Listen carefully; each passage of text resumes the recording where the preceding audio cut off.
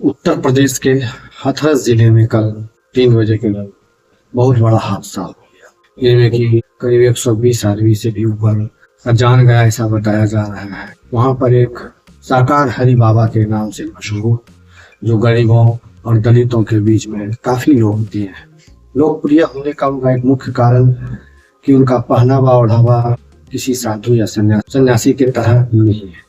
कहा जाता है कि वो यूपी पुलिस में 18 वर्ष तक सीबीआई में या दरोगा के पद पर कार्यरत भी रहे। फिर उन्होंने वीआरएस लेकर अध्यात्म की ओर अग्रसर हो गए।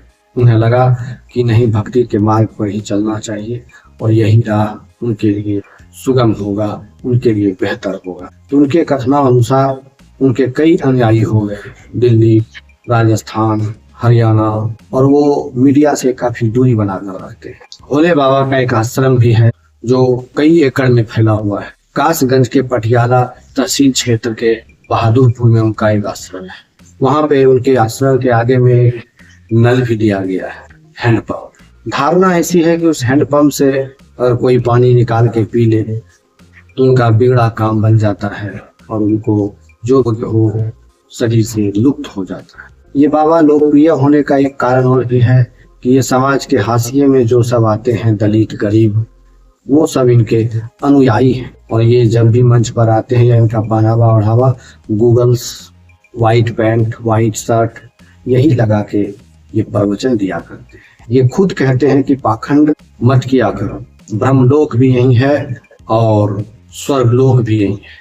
ये आम बाबा की तरह नहीं रहते। इनके इन पोशाकों को देखकर कई लोग इनके अनुयायी हो तो गए।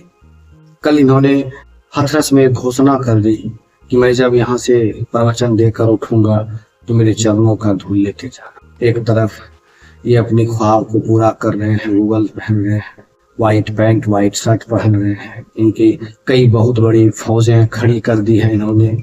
इनके काफिले में 40-50 गाड़ी रहते हैं और लोगों को कहते हैं कि पाखंड मत करो। और इनके प्रवचन में मरने वाले दबकर वो गरीब और दलित तबके के लोग आते हैं, जिनके बीच में ये बाबा बने हुए हैं। एक तरफ तो ये पाखंड ना करो इनका उपदेश देते हैं, इसका उपदेश देते हैं कि तुम पाखंड मत करो, क्योंकि इन्हें विलासिता का जितने भी सारे सुख हैं वो सारे सुख को भोगते हुए ये धंधा चल रहा है, प्रवचन का, साधु का, सन्यासी का।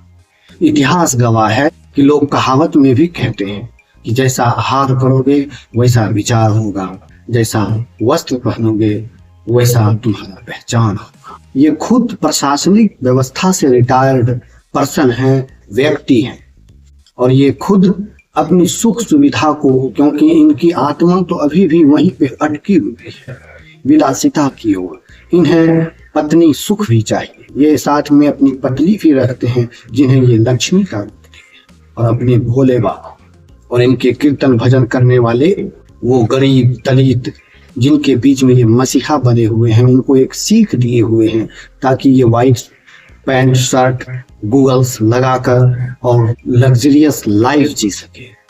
इनके काफिले में 40-50 गाड़ियां होती। इनका असली नाम सूरजपाल सिंह है। सूरजपाल सिंह से ये साकार, नारायण साकार भोले बाबा अपना नाम रखे और करतूत ऐसी करना ये शुरू किए जिसका कि आज एक एक करके पर्दा उठना शुरू हो चुका है, आगे भी पता चल ही जाएगा। ये जिन अनुयायियों को कह रहे थे कि मेरे जाने के बाद मेरे चरण का धूल ले लेना, इससे तुम्हारी पीड़ा खत्म हो जाएगी, ऐसा कभी हुआ है? हो भी सकता है, पर ये इंसान जो कि एक दूसरे इंसान को खुदा समझ बैठते हैं, भगवान समझ बैठते हैं, अपना दुख हरने वाले चमत्कारिक साधु सन्यासी समझ बैठते हैं। हर कोई अपना स्वार्थ सिद्ध करना चाहता है, अपना ही सुख भोगना चाहता है, और इनके जालों में आए दिन किसी न किसी रूप में हम सभी फंसते चले जाते हैं। और जिस दिन पर्दा उठता है उस दिन हाय तौबा करने लगते हैं। आज 120-21 व्यक्ति की जान जाने की जिम्मेदारी किसकी होगी? अगर इन बाबा में इतना ही दम था तो ये भगदड़ न मचता। अगर भगदड़ मच भी गया होता तो उनकी जान न जाती। तो जितने भी गरीब, दलित और कुछ उच्च कोटि, उच्च विचार के लोग भी हैं, उनसे भी मैं इतना ही कहना चाहूंगा कि हर कोई ना कोई एक रास्ता अपने सुख के लिए रखते हैं, अपने भोग के लिए रखते हैं। और अगर इनके पास मंत्री या कोई बड़े ऑफिसर पहुंच रहे हैं, उनको देखकर आप प्रभावित मत हुई। अगर इनके पास कोई मंत्री जा रहे हैं तो उनको इनके अनुयायियों पर नजर है, और जिस दिन ये एक इशारा कर देंगे ये कई मंत्री खड़े कर देंगे। इसलिए आए दिन आप देखते होंगे कि कभी किसी सन्यासी का कोई मंत्री ड्राइवर बन जाता है, और इतने इतने निर्दोष बनकर ये लोग बैठते हैं जैसे इन्हें कुछ आता ही नहीं, जबकि सब चीज रचा रचाया इन्हीं का होता है। और इन पे हम आराम से, आसानी से विश्वास करके अपना जान गंवा देते हैं। धर्म करनी है करिए। जितने भी सिद्ध पीठ हैं, शक्ति पीठ हैं, मंदिर है, या फिर जिनके भी गिरजाघर है, वहां जाकर आप प्रार्थना करिए जिनकी जैसी व्यवस्था है। पर एक इंसान किसी दूसरे इंसान पर भरोसा चमत्कारिक वाला मत करिए। ज्यादा से ज्यादा एक इंसान आपको कुछ रुपये दे सकते हैं, कोई संसाधन जुटाकर आपकी मदद कर सकते हैं, पर आपका कल्याण तो वही परमपिता परमेश्वर ही करेंगे जो आप उनके माध्यम से जाना चाहते हैं। आपको क्या हुआ है, आप भी अपने आप को उस लायक बना सकते हैं। कोशिश करिए, पर आप करना नहीं चाहते।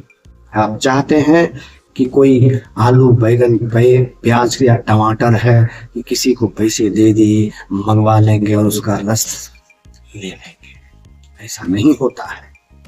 इस पे आपको खुद तपाना पड़ेगा, तपना पड़ेगा। और आप तो ठहरे शॉर्टकट रास्ते से परम सत्ता की चाबी को पा लेने की जिज्ञासा रखने वाले, तो फिर उसका अंजाम यही होगा। इनका करोड़ों में और कई एकड़ों में फैला आश्रम है, वहां पर ये एक साधारण नल गाड़ दिए हैं और उनसे जो पानी पिएंगे उनका कल्याण होगा।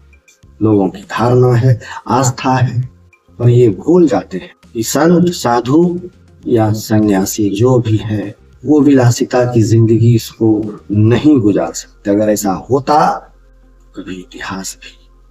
अब तो डिजिटल जमाना है, पढ़ने की आवश्यकता नहीं है, बोलिएगा सब सुन लीजिएगा। गौतम बुद्ध बहुत बड़े घराने के राजकुमार थे, राजा का बेटा थे, उन्होंने घर त्याग दिया। इनके दरबार में अखिलेश यादव जी पधारे थे कुछ दिन पहले।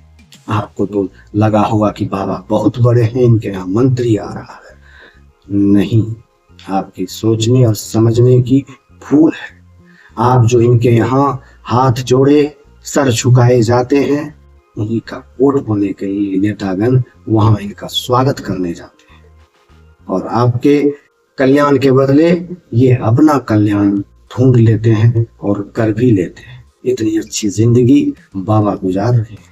इनके आगे पीछे कई सैकड़ों लोग हैं, तब कर मरने वाले आप जैसे दुखियारे हैं जो गलत जगह पहुंचकर अपनी जान गंवा दी और फिर भूल जाएंगे, और फिर दोबारा आप वही करेंगे जो आज करके आए हैं। इस सन्यासी और साधुओं के पीछे बहुत बड़ा चाल है, इस पर फिर कभी चर्चा करूंगा। तब तक के लिए धन्यवाद, नमस्कार। अच्छा लगे तो एक कमेंट जरूर